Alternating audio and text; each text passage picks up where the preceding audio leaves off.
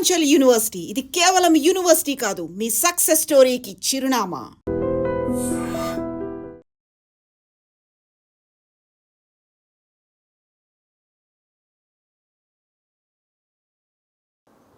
ఈటెల రాజేందర్ పేరు ఎందుకు వినిపిస్తుంది? గర్వాపసిలో ఈటెల రాజేందర్ కూడా ఉంటారు, మీరు వస్తే బాగుంటుంది అనేది ఒక బీఆర్ఎస్ నుంచి కూడా ఒక వాదన అనేది ఉందని.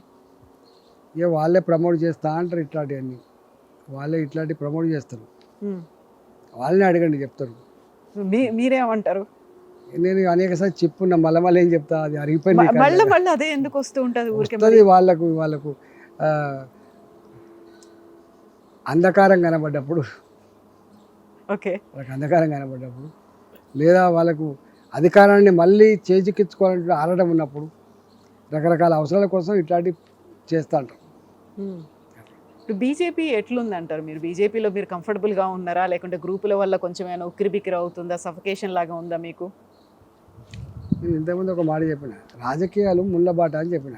అవును, రాజకీయాలు ఇట్లా బాగా ఫుల్ రోజువారీగా సంతోషంతో రోజువారీగా ఇట్లా అన్ని సమకూరేటువంటి వ్యవస్థలు ఉండవు, ఎవరికి ఉండవు, గుర్తుపెట్టుకోండి. సో ఇక్కడ కిషన్ రెడ్డి వర్గం ఒకటి, బండి సంజయ్ వర్గం ఒకటి, ఆ తర్వాత రఘునందను, ఈటెల రాజేందరు, లేకుంటే ధర్మపురి అరవింద్, ఇలా 8 మంది ఎంపీలు 8 మంది డిఫరెంట్గా ఉన్నారు అనే ఒక మాట. అట్లా బయట అనుకుంటారు కానీ అట్లా ఉండదా? నిన్న ధర్మపురి అరవింద్ ఒక మాట అన్నాడు, నేను రఘునందన్ కలిస్తే బీఆర్ఎస్ పార్టీని గల్లంతు చేస్తాము అనేటువంటి మాట. అక్కడ కేవలం ఆ ఇద్దరే ఉన్నారు, మొత్తం బీజేపీ గురించి చెప్పలేదు ఆయన. తెలియదు మరి వాళ్ళు ఏ కాంటాక్ట్స్ అన్నారో వాళ్ళని అడగండి. ఓకే, సో ఇప్పుడు ఈటెల రాజేందర్ నెక్స్ట్ అధ్యక్షుడు అవుతారా, కేంద్ర మంత్రి అవుతారా? ఇప్పుడు తెలియదు కదా, ఏమీ తెలియదు మీకు అసలు. ఇప్పుడు అధ్యక్షుని అయితేనా లేకపోతే మంత్రి అవుతా ఇట్లా చెప్తారండి మాది. సో ప్రధానంగా రామచందర్ వచ్చిన తర్వాత కావలసినటువంటి, లేకుంటే అంత పవర్ఫుల్గా ఉండాల్సినంత బీజేపీ లేదు, అంత అగ్రెసివ్నెస్ కనిపించట్లేదు, చాలా సాఫ్ట్గా ఉండడం అనేది కలిసి రాలేదు అనేటువంటి ఒక మాట ఉంది. సో అందుకని బండి సంజయ్ని మళ్ళీ అధ్యక్షుడిగా తీసుకొస్తారు, మిమ్మల్ని కేంద్ర మంత్రిగా తీసుకెళ్తారు అనే మాట. తెలియదండి, ఏమీ తెలియదు మీకు అసలు ఏం జరుగుతుంది అసలు బీజేపీలో అనేది? రొటీన్గా మా కార్యక్రమాల్లో మేము నిమగ్నమై ఉంటాం తప్ప ఏముంటుంది. మీ కార్యక్రమాల నిమగ్నం అంటే పొద్దున వచ్చింది మొదలు ఆల్మోస్ట్ బయట ఒక 50 కార్లు ఉన్నాయి, ఒక గ్రూపులుగా ఒక 6-7 గంటలుగా వాళ్ళతో మాట్లాడినారు. అయినప్పుడు మీరు మల్కాజిగిరి ఎంపీ అయినప్పటికీ కూడా హుజురాబాద్ని అస్సలు వదులుకోదలుచుకోలేదు, హుజురాబాద్ మీద కంప్లీట్ హోల్డ్ అనేది మీరే పెట్టుకోవాలని ఉన్నది అనేది. అట్లేం ఉండదండి, మేము ఒక హుజురాబాద్కో ఒక మల్కాజిగిరికో పరిమితమైన నాయకులం కాదు కదా.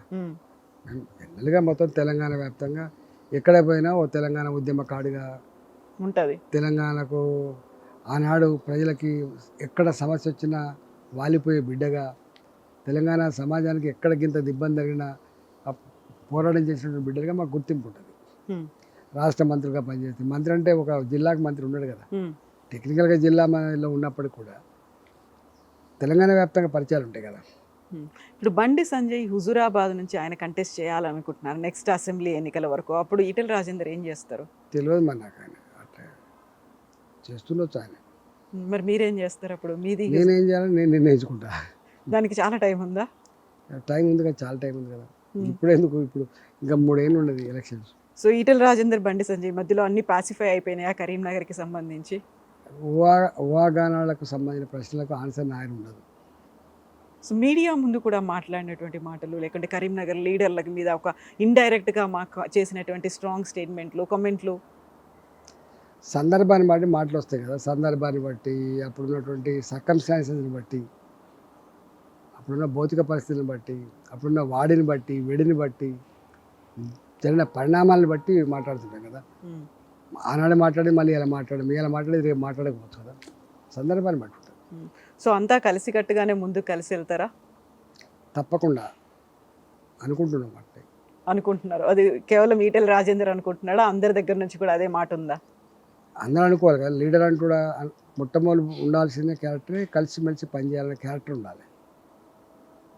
దానికోసం ఏం చేయాలంటారు? ఈ మధ్య కాలంలోనే విన్నది, ప్రధానమంత్రి నరేంద్ర మోదీ తెలంగాణ ఎంపీలతో మాట్లాడారు, ఆ తర్వాత ఛత్తీస్గఢ్ మిగతా రాష్ట్రాల ఎంపీలతో మాట్లాడినప్పుడు ఇక్కడ మనం అనుకున్నంతగా చెయ్యట్లేదు, ఓవైసీని చూసి నేర్చుకోండి, సోషల్ మీడియా కావచ్చు మిగతాది ఏదైనా కానీ అంతగా అగ్రెసివ్గా వెళ్ళట్లేదు అనేటువంటి ఒక మాట. మాట్లాడరా? నో కామెంటా? చూడాల్సింది, నేర్చుకోవాల్సింది, ఫాలో అవ్వాల్సింది ఏం లేదా? సందర్భం అయితే చెప్తాం. ఇప్పుడు రాలేదా అసలు? ఇంకా టైం ఉందా దానికి? ఎంత టైం ఉండింది? ఎప్పటి వరకు ఉండొచ్చు? చెప్తాం. సో ఇప్పుడు లోకల్ బాడీ ఎలక్షన్స్ అనేవి ఉన్నాయి. ఇప్పుడు మళ్ళీ ఫోకస్ పెట్టాల్సినటువంటి అవసరం ఉంది. ఏం చెయ్యాలంటారు? తెలంగాణ బీజేపీ ఎలాంటి పిలుపునివ్వాలంటారు? కేవలం కేంద్రం దగ్గర నుంచి వచ్చి ఇక్కడ పరిశీలకులుగా వచ్చి, లేకుంటే ఇన్ఛార్జీలు వాళ్ళు చేయాలా? ఇక్కడ ఉన్నటువంటి వాళ్ళు చేయాలా? అక్కడి నుంచి పాపం మార్గదర్శకాలు చెప్తారు, అనుభవాన్ని చెప్తారు, సపోర్ట్ చేస్తారు. చేయాల్సిందంతా లోకల్గానే కదా. మున్సిపాలిటీ ఉంది, ఆ మున్సిపాలిటీ ఉన్న నాయకత్వం ఫస్ట్ స్ట్రాంగ్ ఉండాలి. వాళ్ళు నడిపేటువంటి జిల్లా నాయకత్వం స్ట్రాంగ్ ఉండాలి. అంతే తప్ప ఎక్కడో ఢిల్లీలో ఉన్న వాళ్ళకు పాపం ఈ మున్సిపాలిటీ ఎన్నికల దగ్గరికి వచ్చి డైరెక్ట్గా ఎన్నికల ప్రచారం చేసే ఆస్కారం కానీ స్ట్రాటజీ చేసే ఆస్కారం అవసరం లేదు. లోకల్ ఇంటర్ చేసుకుంటారు. ఓకే. సో దానికోసం టైం చాలా తక్కువ ఉంది. 15 రోజులు కూడా లేదు. మీరు చెప్పినట్టుగా ఒక కలెక్టివ్గా ఉండాలి, కార్యకర్తలను కలుపుకుపోవాలి, ప్రతి ఒక్కరిని ఇన్వాల్వ్ చేయాలి. ఈ టైం సరిపోతుందంటారా? స్థానిక సంస్థల ఎన్నికలు కదా, చిన్నవి కదా. మున్సిపాలిటీలు అంటే జస్ట్ 1000 ఓట్లు 5000 ఓట్ల కంటే ఎక్కువ లేవు నాకు తెలిసి. అయినప్పటికీ కూడా చాలా ప్రెస్టీజియస్గా భావిస్తున్నారు. ఎందుకో అంటే గెలుపు అనేది తప్పకుండా ప్రెస్టీజియస్ తీసుకుంటుంది ప్రతి పొలిటికల్ పార్టీ. ఇవన్నీ బేస్ కదా. అవును. రేపు వాళ్ళకి ప్రభుత్వాన్ని ఏర్పాటు చేయాలంటే సర్పంచ్లకు గెలవాలని కోరుకుంటాం, ఎంపీటీసీలకు గెలవాలని కోరుకుంటారు, మున్సిపాలిటీలా క్యాప్చర్ చేసుకోవాలని కోరుకుంటాడు. ఇవన్నీతో పాటు అవి ఉంటేనే అది తప్ప కేవలం అక్కడ మాత్రమే అధికారం ఉండి మిగతా అన్ని లేకపోతే కూడా సమగ్రమైన అభివృద్ధి కానీ కోఆర్డినేషన్ కానీ ఉండే ఆస్కారం ఉండదు. సో ఇప్పుడు ఈటెల రాజేందర్ అభిమానులతో కొంతమందితో మాట్లాడినప్పుడు వాళ్ళు అన్న మాట ఏంటంటే, ఒక రేవంత్ రెడ్డి, ఒక బండి సంజయ్ కలుస్తున్నారు ఈటెల రాజేందర్ని దెబ్బతీయడానికి అనే ఒక మాట. మా అన్నకి దక్కాల్సినంత ఒక పేరో గౌరవమో లేకుంటే మనం ఇప్పటిదాకా చూసినటువంటి అవన్నీ మిస్ అయిపోతున్నాయి, కొంచెం తగ్గినట్టుగా కనిపిస్తున్నాడు మా అన్న అనే మాట. బయట పాపం మీ అభిమానులు వాళ్ళు ఏ కోణంలో చూస్తున్నారో పాపం, వాళ్ళ అసెస్మెంట్ ఏందో వాళ్ళకెరక, నాకేమైనా తెలుస్తుంది. ఓకే. వాళ్ళ అభిప్రాయాన్ని ఎట్లా చెప్పగలుగుతారు? గతంలో ఈటెల రాజేందర్ అన్నని ఊహించుకున్నట్టుగా మా రాజేందర్ అన్న అట్లుండే, అంత గొప్పగా ఉండే, ఇప్పుడు కొంచెం తగ్గినట్టున్నాడు. ఏముండదు, సైలెంట్ గట్టినే ఉన్నా, ఇప్పుడు గట్టినే ఉంటా, రేపు కూడా గట్టినే ఉంటా. ఓకే. ఏం మార్పు ఉండదు. బీజేపీ అనగానే మనకు ఎక్కువ గ్రూపులు అనేవి కనిపిస్తున్నాయి. గతంలో కాంగ్రెస్లో కనిపించిన దానికంటే తెలంగాణ బీజేపీలో గ్రూపులు ఎక్కువ ఉన్నాయి అనేది. అన్నిట్లో ఉంటాయి, ఒకదాని ఎక్కువ ఒకదాని తక్కువ, ఒకదాని కనబడితే ఒకదాని కనబడదు అంతే.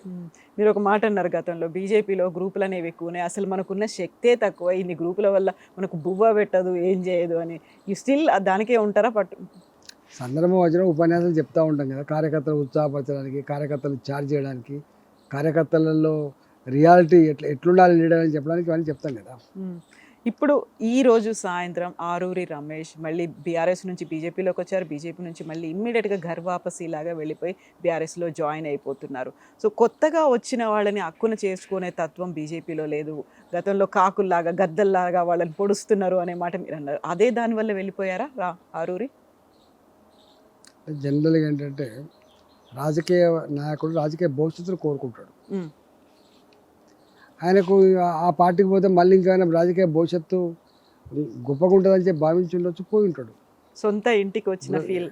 ఇప్పుడు మనం చూస్తున్నాము, దేశవ్యాప్తంగా ఉంది, అందులో తెలంగాణ ఏం మినహాయింపు కాదు, ఆంధ్రప్రదేశ్ ఏం మినహాయింపు కాదు. మీరు చూసిండ్రు, నిన్న ఒక పార్టీ గుర్తు మీద గెలిచి నెక్స్ట్ డే ఇంకొక పార్టీలో పోయిన వాళ్ళని చూసినాం మనం. యాంటీ డిఫెక్షన్ లా ఇంత స్పష్టంగా ఉన్నప్పటికీ కూడా యాంటీ డిఫెక్షన్ లా యొక్క స్ఫూర్తిని మట్ల కలిపి ఎంత విశృంఖలంగా దానికి ఉల్లంఘనకు పాల్పడుతుందో మనం చూస్తున్నాం. అది గెలిచినోడు పార్టీ గుర్తు మీద గెలిచినోడే పోగా దిక్కులేంది, ఈ వట్టిగా ఈ నాయకులు వస్తారు పోతారు కదా, దానికి ఎక్కడ ఉండదు. అంటే ఎథిక్స్ లేవు, వాల్యూస్ లేవు, సిస్టమ్ లేదు. అందుకని ఏ నాయకుడు అడుక్కోవాల్సి వస్తుంది, నువ్వు ఏ పార్టీలో ఉన్నావు ఇప్పుడు అని. ఇంతకుముందు బీజేపీ రామరెడ్డి, కాంగ్రెస్ పార్టీ రామరెడ్డి, ఇట్లా ఇట్లా ఇట్లా పేర్లు ఉండేవి. అసలు ఒక మాట చెప్పాలంటే, ఒకనాడు ఒక ఇంటి మీద కాకి ఇంకో ఇంటి మీద వాడడానికి వీలు లేదు. పొలిటికల్ అంత రైవల్రీస్ అంత అది ఉండేది. తర్వాత ఒక మనిషి పార్టీలో ఎంటర్ అయిందంటే సచ్చిదాకా అదే పార్టీలో ఉండే కల్చర్ ఉండేది.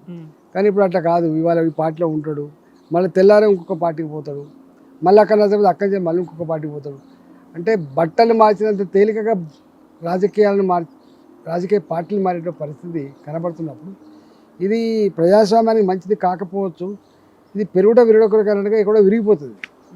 సో రాజకీయాల్లో శాశ్వత శత్రువులు శాశ్వత మిత్రులు ఉండరు అన్నట్టుగా ఇప్పుడు వాళ్ళు దాన్ని ఒక బెస్ట్ ఎగ్జాంపుల్ లాగా తీసుకోవచ్చు కదా. అంటుండ్రు కదా, ఇప్పుడు జరుగుతుంది కదా. ఇది ఒకటే ఎందుకంటే అనేక ఉన్నాయి. బీజేపీ ఆరూరి రమేష్ని ఎందుకని మిస్ చేసుకుంది? ఆయనలాగా తెలంగాణలో first term second term elections అప్పుడు అంత మెజారిటీ వచ్చినటువంటి లీడర్లు ఎక్కువ కనిపించలేదు. అలాంటి ఒక పవర్ఫుల్ లీడర్ మీ దగ్గరకు వచ్చిన తర్వాత మళ్ళీ ఇమ్మీడియట్గా వెళ్ళిపోవడం ఏంటి అసలు? ఇలా మా పార్టీలో వ్యక్తుల ప్రాముఖ్యత కంటే కూడా పార్టీ ప్రాముఖ్యతకు ఎక్కువ విలువిస్తారు. బాగానే వస్తుంటారు పోతుంటారు, పెద్ద పట్టించుకోరు.